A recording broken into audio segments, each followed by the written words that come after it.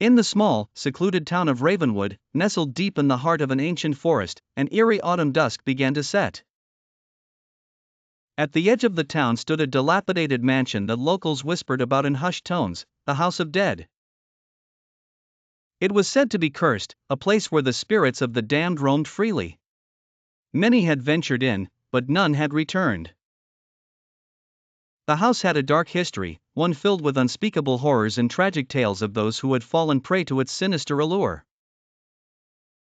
The story begins with 5 friends: Ben, a daring adventurer; Lily, a sensitive artist; Marcus, a skeptical scientist; Rachel, a curious journalist; and Tom, a superstitious local.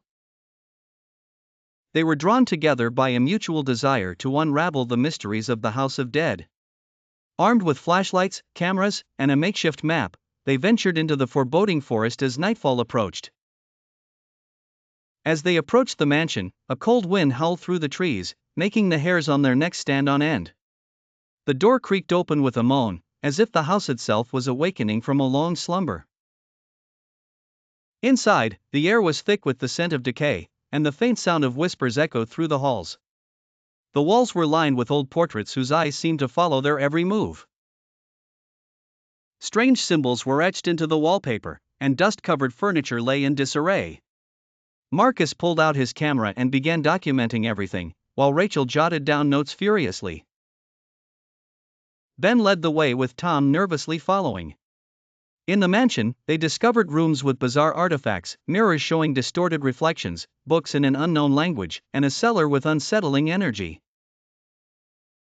Ben led the way with Tom nervously following.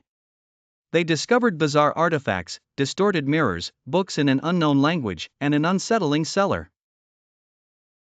Unbeknownst to them, the house was gradually coming to life, feeding off their fear. Lily, the artist, felt a strange connection to the mansion, as if it was communicating with her through the eerie paintings that adorned the walls. She started to sketch frantically, capturing grotesque images that seemed to appear in her mind unbidden. As the night wore on, the group began to experience terrifying encounters. Marcus's skepticism wavered as he captured footage of ghostly apparitions. Rachel heard chilling whispers that seemed to call her name. Tom's superstitions turned into petrified reality as he saw shadowy figures lurking in the corners of his vision. Ben, determined to uncover the truth, pressed deeper into the mansion's heart. They stumbled upon an old journal, its pages filled with accounts of strange rituals and dark magic. It spoke of a curse that bound the souls of those who died within the house to its walls. A chilling realization dawned upon them: they were not just explorers, they were potential victims.